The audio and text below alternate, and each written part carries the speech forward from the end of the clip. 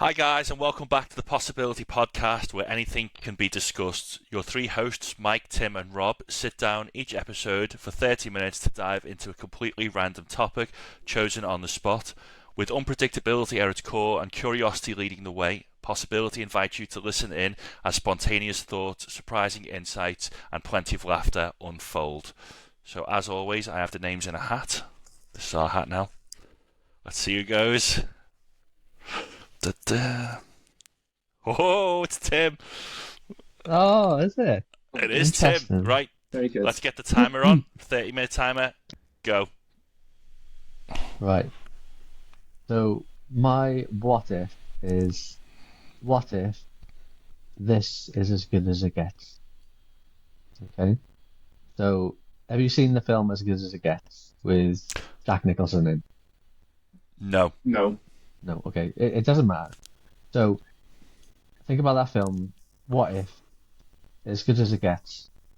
This is as good as it gets, basically. So imagine you've experienced the best food you had um, already. There's no food going to taste any better. You've played Oh. the best bit of music. You've listened to the best bit of music you ever listened to. You've seen the prettiest girl in the world. You've peaked, basically. There is nothing better than you've already experienced. Discuss. I've got several questions. Oh. I've got several questions, right? Because I think that's so multi kind of faceted. It's very layered. So as as in when you say it's as good as it gets, is that just for me?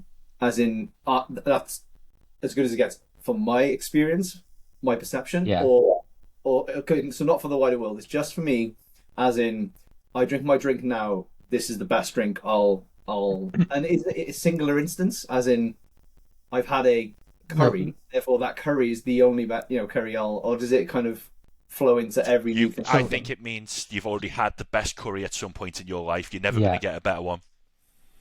No. Okay, So okay, but it applies to the whole world, I suppose, as well. So it's because the whole world affects you, right? Like you can't just live in a silo. So in terms of this is the most we've experienced the most peaceful time, basically, because potentially it's gonna be wars and things like that. It's as good as it gets. It's happened now. It's just only going to get worse, or it's going to stay the same.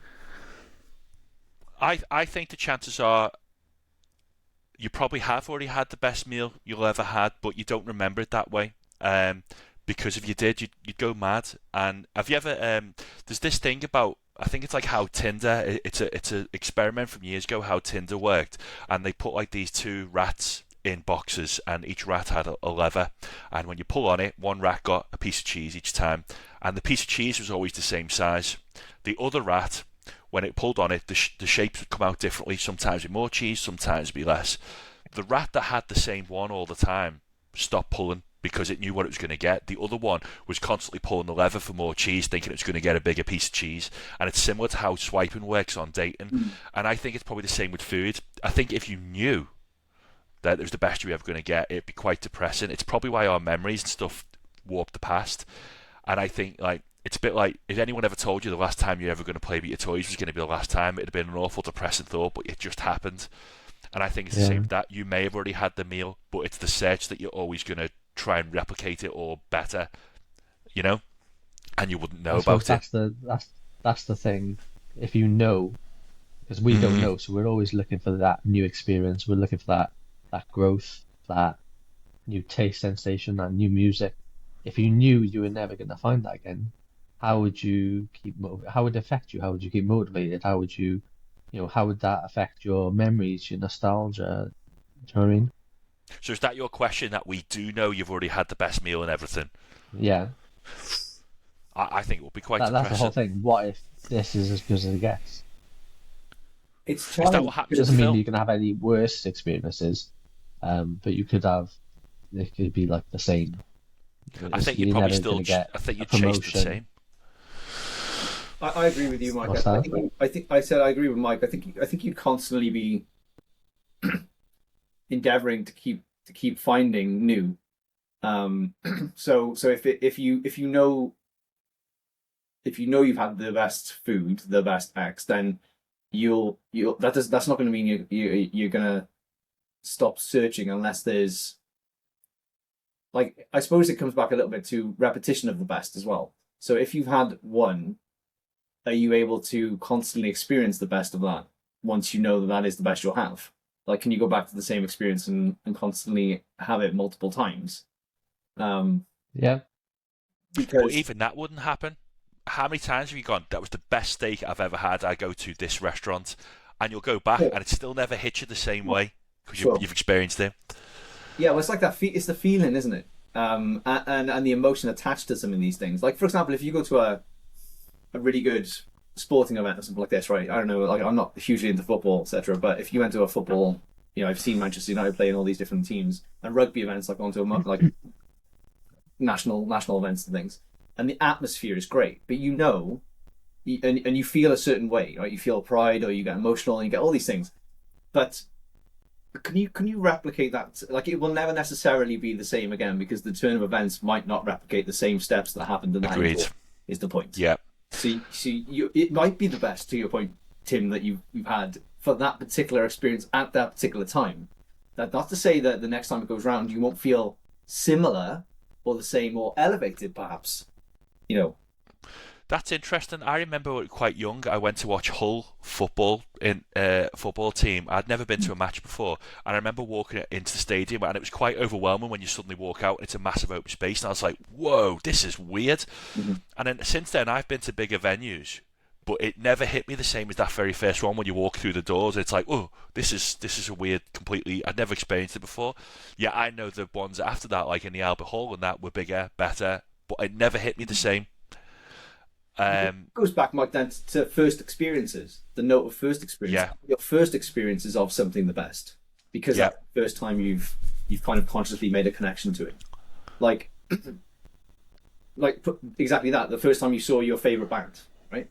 Like, if you see them again, like, you'll enjoy it, absolutely. But the first time you saw them, like, Never hit you. that's the one. That's the one. And so when you say, is it as good as it gets? Maybe frame that differently and say, is the first time you experience something the as good as it gets?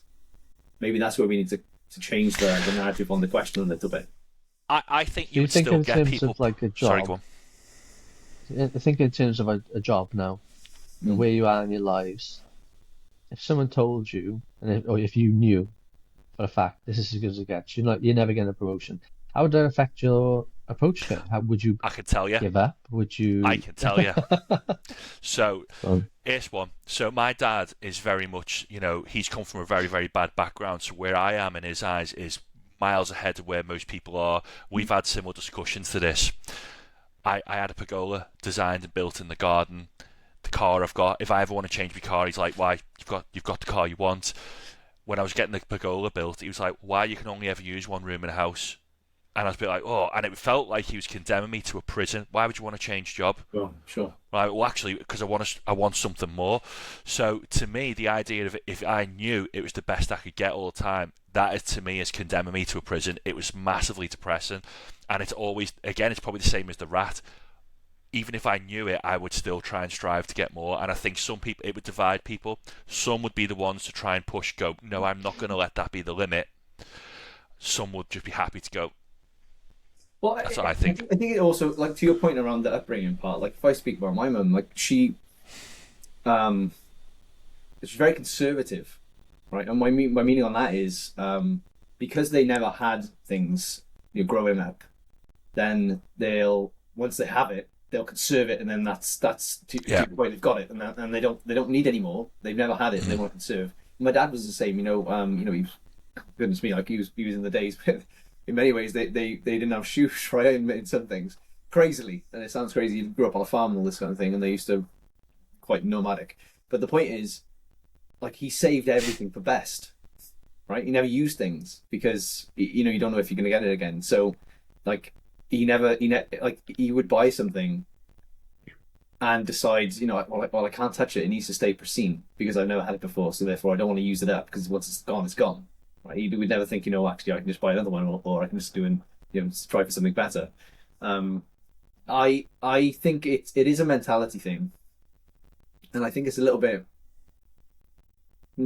I don't go down the nature nurture debate and behavioral kind of aspects of stuff necessarily, or maybe I do, but um, I think I'd frame it a little bit differently, Mike, in that it goes a little bit down the rabbit hole of, you once wanted the job you have, right, or something like it, and then you are complaining about being tired or not having enough now, yet you would have actively given up stuff to try and be in the position you're in now. Oh Like, yeah, it makes sense. It's like, yeah, yeah. I'm trying to go back to the original assertion you made, Tim, around the question on the job. Like, if you can say it again, just so I can remember the exact line. Sorry, apologies. I went that way. No, it's good. So, like, what if in every aspect of life, what if this is as good as it gets? So, in terms of your job, you've peaked now. You're not gonna get And that's promotion okay, fine. anymore. You're not gonna Yeah, that's fine. like. I suppose what I want to know is, or the thought process is, what would your thought process be? Would you look at it negatively? Would you resign yourself to the fact, oh my God, I'm not going to grow. I'm just going to stagnate. Would you look at it negatively, or would you think, actually, I'm quite comfortable. Reflect on what you've got, and actually, yeah, I'm happy with that. I mean, what's your initial thought? Is an initial thought of a thought of lost, that I've lost that progression and that opportunity, or is it actually reflection? I'm doing quite well. I'm happy with that, with what I've achieved so far. I've still got the Nomad. Rob's dad is a Nomad in my head here. And I've just got this idea of like flitting the flint with setting up a fire sort of thing. I can step into that if you want, but I think the point around, like, is it lot? I think it's the hedonic treadmill. It's the natural thing that we kind of, once we're at a stage, we're always thinking what's next, and that's the problem.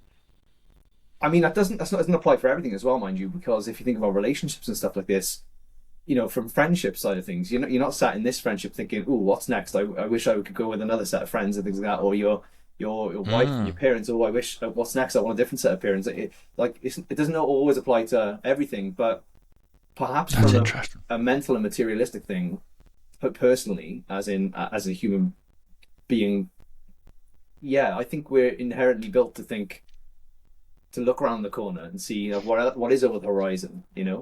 And if you knew then this is the best as it gets, then you probably really wanted this anyway. But because of that confusion around, like, for example, I want job X, right? I will strive my hardest to get job X, and I will sacrifice and I will do X, Y, and Z. I get job X, right? And you were willing to give up sleep, time, blood, sweat, and tears to get job X done. And then you get it. And then you have that question around, well, that's it now.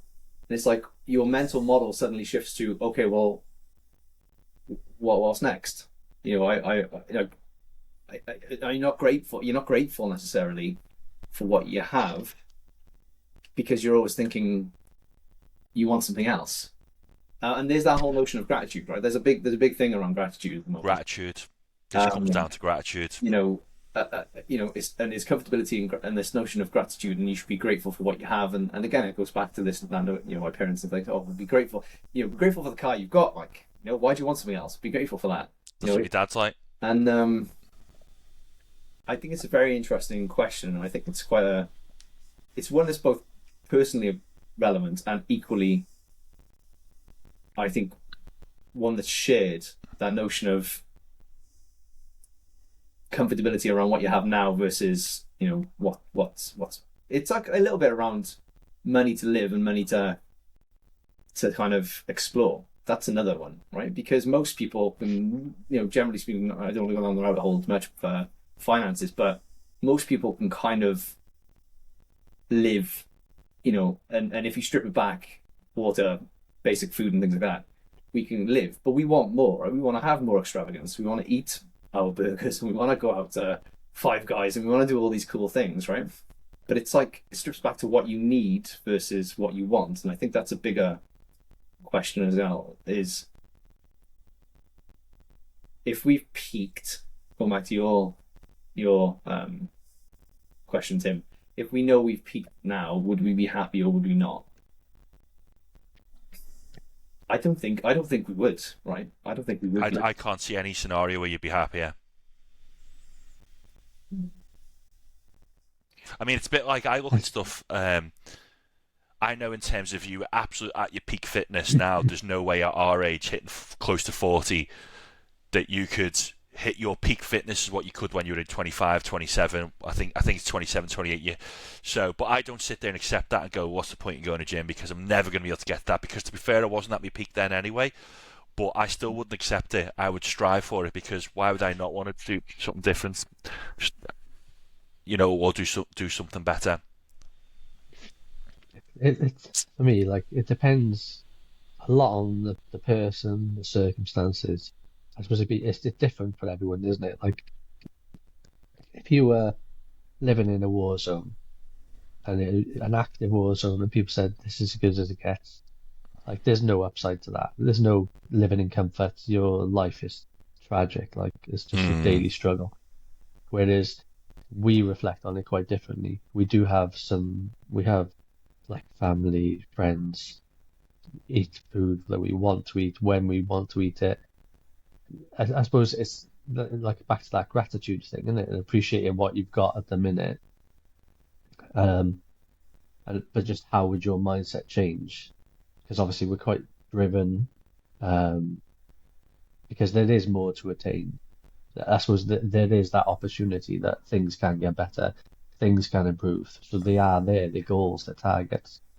Whereas I suppose if you were in a dire situation, you couldn't see the wood from the trees. You wouldn't see the light at the end of the tunnel, sort of thing. So I think it massively depends on your circumstances, and whether you would look at that as negative or positive, I suppose.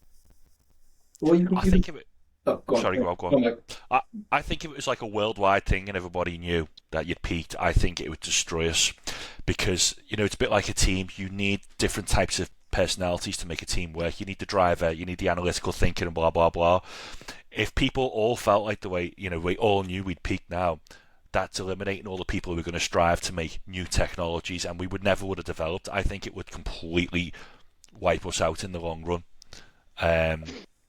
To be honest, I wondered if there's a link between people who are grateful or gratitude and people who strive on. I wonder if the people who are more grateful and more content tend to not strive on and push on anymore. I don't know if there's a link or not. Maybe, yeah. That's Because I know I'm interesting. like that. I'm not very. I don't look back and go, I'm grateful for what I've got. I'm sitting there constantly going, I want more, I need more, I should have had more. So I really struggle with the gratitude aspect. Mm. Yeah, you Yeah. see some people like, they live on a farm, they live off the land. They haven't really got a lot, but they're happy. And like you see Yeah. them, and sometimes and they're happy, and they haven't got a lot, but they're still Yeah. happy. Is that the gratitude thing, or is that their world is so insular in terms of they've never had the chance to experience travel and see other things, and then open their eyes to actually I could do more. I could um, create my own business out of this. Which person's happier? And I don't know. It's I like think they would be. And I less is wonder not if there's always a link. more is not always less, is it? If you see No, what I'm not trying at to say. all. But I wondered if there's a link between what the exposure is in your life. Is it because we're so westernized and stuff that we have access to, social media, this and that it makes you want to have more? Whereas someone who's got a simple life appreciates it probably a lot more and maybe arguably happier because they've been exposed to less. Maybe they don't need to have all that chasing on a treadmill for new experiences and new items and material things. I think a little bit as well is a balancing act between things that make you happy and the time to explore them. And because you talk about this farm and they're not having all that much, and I mean that's stereotypical potentially and whatever, but like it's you also got to think, well, what do you actually need? like what do you actually like if they're on the farm and they got a bit of freedom and they set their own agenda and they live off the land, they've got family around them, love, comfort, and all these kind of things. Like they don't necessarily then they don't place value on materialistic objects because they're focused on the relationships, or the community that they're building and things like that, the togetherness aspect of things, right? And realistically, if you're at your deathbed, you're not thinking, goodness me, where's my Ferrari and things like that, right? You're probably thinking, where's my family? Yeah. Or and time. And when you say grateful, the gratefulness probably you're not going to think to yourself, grateful for all that time I sacrificed at work to be able to get, this super cool mansion that I'm going to pass away in potentially. You're probably thinking, oh man, I wish I could have spent all that time not buying stuff, but buying how to live longer, like investing in areas to live longer so I can experience more and I can share it with people, So I think it's a very interesting question, and it's slightly shifted from if we peaked to this gratitude conversation. Yeah, I think it could be enough if you could appreciate it. Yeah, if you could appreciate that you've had the best, it wouldn't seem as much of a prison if you had gratitude. Because some people would probably look at that as, well, I never even got to have that meal. I never got to have that curry. So it does relate quite heavily with gratitude. So shall I tell you a bit about the film? Yeah. What happens in the film? So you need to watch this, by the way. It's easily like one of the best films I've seen.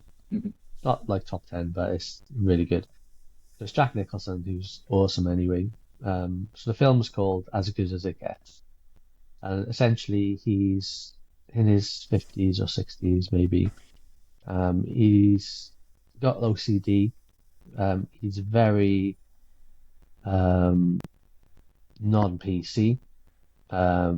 And he says what he thinks. He's loud, he's brash.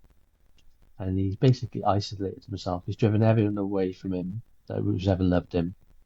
And he meets this waitress in a coffee shop. And he's rude to her, like he is rude to everyone, but she sort of like tolerates him, and they sort of build up this relationship. It's a difficult relationship to build up, but eventually he says to her, he says, and obviously he's coming from a negative perspective. He's isolated himself. He's rude to everyone. He's not helping himself basically, and he says, what if this is as good as it gets? Basically, is he just? So Is this a trick? Tim, remarkably kind of thing not working. Still, not even blurry. Not even. If he's done that, that's incredible. I'll carry on talking. I feel like I need to go and watch the film now. I like Jack Nicholson, Tim. I love Jack Nicholson. He says, "What if this is just as good as it gets?" Very good. Do you know when he was describing then some of the bits he's driven away this and that? The story proves. Oh. You back? Did I go missing then? You've been missing for a minute. He's like, you go for 30 seconds. We thought it was a joke. It's like, that is incredible, like self-control. Right. I don't know what's been missing there. Then. How far did you get? Coffee shop. Yeah. Right. He's Okay. rude to the woman. Yeah. So he's rude to her. He's rude to everyone. He's isolated himself from anybody. His relationships are non-existent. Yeah.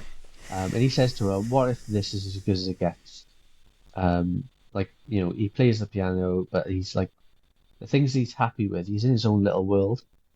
And he's like, what if this is good as it gets? And she's like, what a ridiculous way of looking at it. She's more optimistic, essentially. Mm-hmm. And she says, like, well, no, you're looking at the world in such a negative light and stuff like that. And ultimately, they like get together. So his pessimism and thing of the way he was looking at the world as like quite insular and like, this is as good as it gets. It was proven wrong at the end. But it always made me think, your perspective on life, whether it's negative, whether you're like gratitude thing, basically, how does it affect? How would it affect you if someone said that to you? Or if this is why was it proven wrong? Was it because he fell in love with her? Did she show him something he'd not seen? Yeah. So the love changed it. Yeah, he fell in love. She gave him a chance, even though he was the most awkward, horrible person. Like he was literally, like he was horrible to a kid. Like she was a single mum. Like he said something, and as soon as he said he regretted it, um, but he was just like, yeah, you have to watch the film. He's horrible to everyone, but people around him all give him a chance, even though he doesn't deserve it. But But yeah, it's a brilliant film. You need to maybe watch it. if Feels like my life, this. yeah, like the trouble is maybe that notion of as good as it gets is self-imposed as well. Like you're not open to thinking it can get better. Is the point, and that lady opened the doors Yeah. to his perspective on, well, there's other things that you're not, you're quite close to. You've chosen to be close to, and then also that idea of maybe this is as good as it gets. Perhaps that's a protection mechanism as well. Like you're scared of experiencing something in case you either don't like it or it's too overwhelming, right? And you Get can't, hurt. you don't know what to do with it. Yeah, you don't know how to deal with it. Yeah, yeah, Yeah, absolutely. But then the downside of that is it limits opportunity and possibilities, right? Because you don't know. If, for example, I'll give you an example. Tim, we went to the same high school, right? Like the opportunities afforded to you when you're in the 90s, 80s, 90s to early 2000s, whatever, in a high school for things like sporting stuff was basically you did football, you did rugby, right? That or you did track. Like, mm. what if there was, what if there's opportunities that said, actually, Rob, you can do lacrosse, badminton, all these other kind of different things. I could have actually really enjoyed those things, and could have, Yeah, like cricket, for example, I could have been a good cricketer. Who knows, right? And that could have taken me down a different trajectory. And it's like I'm open to it, but I was not afforded the opportunity. It's very similar then to, this kind of societal birdcage, to your point, Mike, around limiting opportunities as well. Like you also don't know what you don't know. So your perspective on is this as good as it gets could be the case because you're constrained, like you mentioned, the war kind of torn environment. Like, is this as good as it gets? Yes, because your reality is constrained because you don't know any different because you've not been afforded the possibility to explore other alternatives, right? And therefore your gratitude is limited then to the window of, well, I'm alive. I'm here, I'm breathing, I can move. And it's a reflection point as well on not only the gratitude for things you have, but also, being mobile. Like people say, well, be grateful, you can walk and things like that. It's like you just don't think about that type of things because you don't reflect then on the fact that you the loss of not being able to do these kind of things because you take it for granted. That's a big one, is taking things for granted, right? Because there's gratitude. yeah. You thinking, oh, I appreciate this, and then it's taking for granted of, well, that's just my normal. I think I can summarise really well, yeah. So here's one. So even if it was absolutely guaranteed you've had the best meal you ever had, the best Coke can you've ever had, the best experience you've ever had with your kids or whatever it might be, you can still beat that by new experiences because you may have never been bungee jumping before, so you've never had the best bungee jump you're ever going to do, so you go and do your bungee jump, it's still going to feel like that new feeling, so you can beat it with new experiences and expand in that way. That's how I would do it. So if it was like I knew I'd had the best meal I'd ever had, well, I'd go, well, I've never eaten Korean food, so I'd eat the best Korean food I've ever had. That's how I would maybe navigate around that. I'd look for new things that I've not done before. That's really good.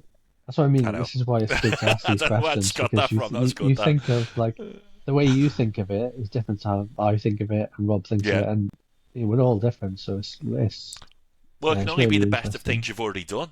So the way to beat that, and it's a bit like when he said about the passage of time seems to go slower when you add more experiences. Yeah,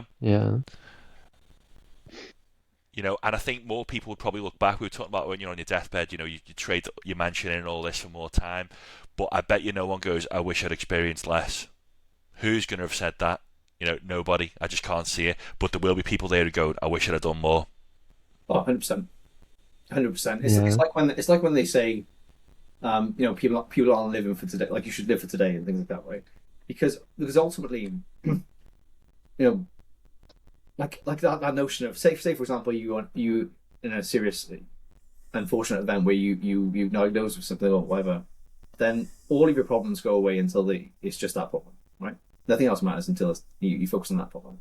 Then you start to think, I should have done. Why didn't I think? Why didn't I go there? Why didn't I experience this? Like if they said you got 6 months left to live, your perspective would zone fully into what can I maximally do in that 6 months, right? Whether it be spending most time with people you love, whether it be going and experiencing it. And it's like, well, why do you not do that? Or why do you not try to do that now? Why are you waiting to something catastrophic to push you to go and do those things? I have this same thing at the minute, so I'm in a position I could go and up tools and go and work anywhere, do anything. I could go to. I was looking at holidays, so I'm going to be 40 in February. I was like, do this, and all I need to do is press book. Honestly, there's a part of me which is scared, but I know what's the worst that could happen. I mean, so what? Just get your plane home, wherever. But there's still something that's like, I'll be alright, I don't need to. But you're right, if I was faced with possibly, time has run out by the way just now, but I was like, if I probably was faced with something like that, it ain't going to make a difference. I'm more scared of probably like dying on the plane or something than the actual holiday. But, you know, if you knew you were going to die in 6 months, you wouldn't care. But the truth is, you know you're going to die in like 40, 50 years. I don't know what the difference is. Yeah, what's the push? Like, what's the mental shift? Like, is it going back to time again? Maybe that's what it is. If you know you've an expiration date, I don't know. Yeah. Makes you scared. That was a really good conversation, guys. Well done. Yeah, super good conversation. Thanks. We wrap Bye, it up. Mike. You're up. Okay, guys. Right, game mode. I need like one of them really fancy American voices, you know, they do, you know, welcome to this week's film and all that. Hi guys, if you enjoyed the conversation and you want more content, please like, subscribe or share, and we'll see you again soon.